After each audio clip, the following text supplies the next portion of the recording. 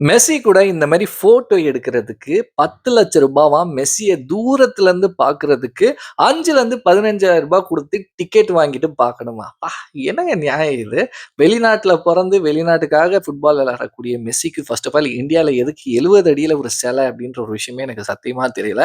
இது ஒரு பக்கம் இருந்தாலுமே ஹைலைட்டான ஒரு விஷயமே என்னன்னா, அந்த மெஸ்ஸிய பார்க்கிறதுக்காக 5,000 15,000 குடுத்து டிக்கெட்ட வாங்கி போய் உட்கார்ந்தாங்கல்ல, அவங்களால ஒழுங்கா பார்க்க முடியல அப்படின்ட்டு சேர தூக்கி, கையில கிடக்கிற வாட்டர் பாட்டில் எல்லாத்தையும் தூக்கி கிரவுண்ட்ல விசிறி அடிச்சிருக்காங்க. நானும் பயந்துட்டேன். அச்சச்சோ!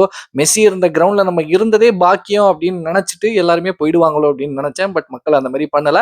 அட்லீஸ்ட் இப்பயாச்சும் அவங்களோட ஆக்ரோஷத்த வந்து வெளிக்காட்டியிருக்காங்க. நம்ம இருந்ததே போதும் இந்த கிரவுண்ட்ல அப்படின்னு அவங்க நெனச்சிருந்தாலுமே ஆச்சரியப்படுறதுக்கு ஒண்ணும் இல்ல. ஏன்னா நம்ம மக்களோட மைண்ட் அந்த மாரி டியூன் ஆகியிருக்கு அப்படின்னு தான் சொல்லியாகணும். மெஸ்ஸிய வந்து இந்தியால வர வைக்கிறதுக்காக கிட்டத்தட்ட 150லருந்து 180 கோடி வரைக்கும் செலவாயிருக்கு அப்படின்னு சொல்லப்படுது. இதுக்கு பஞ்சாப் ஃபுட்பால் கிளப்போட டைரக்டர் என்ன சொல்றாருன்னா, அந்த காசு அந்த 150 கோடிய என்கிட்ட குடுங்க. நான் இந்தியால 10 மெஸ்ஸிய உருவாக்கி நான் வந்து வேர்ல்ட் கப் அடிக்கிறேன் அப்படின்ற மாரி சொல்லியிருக்காப்புல.